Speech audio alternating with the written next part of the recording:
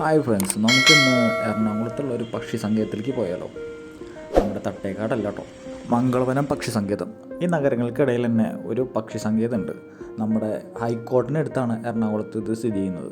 ഇങ്ങനെയൊരു ടൗണിനുള്ളിൽ ഇങ്ങനൊരു സംഭവം ഉള്ളത് നമ്മൾ ആരും ഒരു പക്ഷേ ശ്രദ്ധിച്ചിട്ടുണ്ടാവില്ല.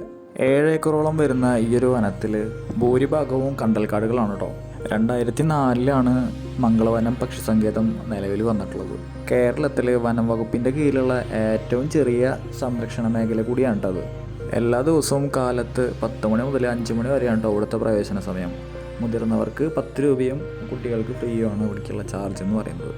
മംഗൾ എന്ന് പറയുന്ന വേർഡിന് പോർച്ചുഗീസ് ഭാഷയിൽ കണ്ടൽ എന്നുകൂടി മീനിങ് ഉണ്ട് അത്രേ. അപ്പം അങ്ങനെയാണ് ഈ മംഗളവനം എന്നുള്ള പേര് വരാൻ കാരണം.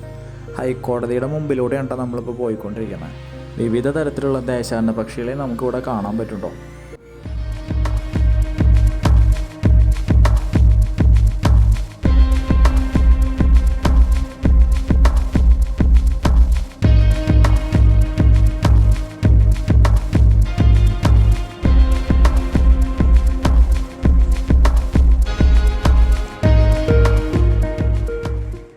അങ്ങനെ ഇവിടെ നമ്മൾ വണ്ടി പാർക്ക് ചെയ്തിട്ട് നമ്മൾ ഈ സൈഡിൽ കൂടെ നടന്നു പോകണം അവിടേക്ക്. പിന്നെ ഇവിടുത്തെ ഒരു പ്രധാനപ്പെട്ട കാര്യം എന്താണെന്ന് വെച്ച് കഴിഞ്ഞാൽ, നമ്മളിവിടെ കയറുമ്പോൾ ഇവിടേക്ക് എൻട്രി ഫീസ് കൊടുക്കുമ്പോൾ അത് ക്യാഷായിട്ട് കൊടുക്കാൻ പറ്റില്ല. നമുക്ക് ഗൂഗിൾ പേ അല്ലെങ്കിൽ ഫോൺ പേ അങ്ങനത്തെ QR കോഡ് സ്കാനിങ് മാത്രമേ ഇവിടെ നടക്കുകയുള്ളൂ. പക്ഷേ ഇവിടെ പോയപ്പോഴാട്ടോ ഇവർ നമ്മളടുത്തൊരു കാര്യം പറഞ്ഞത്. മഴയുടെയും കാറ്റിൻ്റെയും മുന്നറിയിപ്പ് ഉള്ളതുകൊണ്ട് തന്നെ അവിടെ ഉള്ളിലേക്കൊന്നും അധികം പോകാൻ പറ്റില്ല എന്ന് അവിടെ തന്നെ പറഞ്ഞു കേട്ടോ അവർ.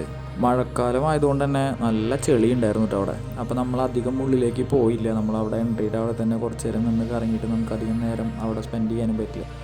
അവിടേക്ക് പോകാൻ ആഗ്രഹിക്കുന്നവരുണ്ടെങ്കിൽ മഴക്കാലത്തൊക്കെ പോകാതിരിക്കുന്നതാവും നല്ലത്. കാരണം കണ്ടൽക്കാടുകളായതുകൊണ്ട് തന്നെ അത്യാവശ്യം നല്ല പോലെ ചെളിയുണ്ട്. ഞാൻ കുറച്ച് വീഡിയോസ് മാത്രമേ എടുത്തിട്ടുണ്ടായിരുന്നുള്ളൂ. പിന്നെ അതുപോലെ തന്നെ നല്ല കൊതുകിൻ്റെ ശല്യം ഉണ്ടായിരുന്നു. അപ്പോൾ എന്തായാലും ബാക്കി വീഡിയോസ് കണ്ടു നോക്കട്ടോ.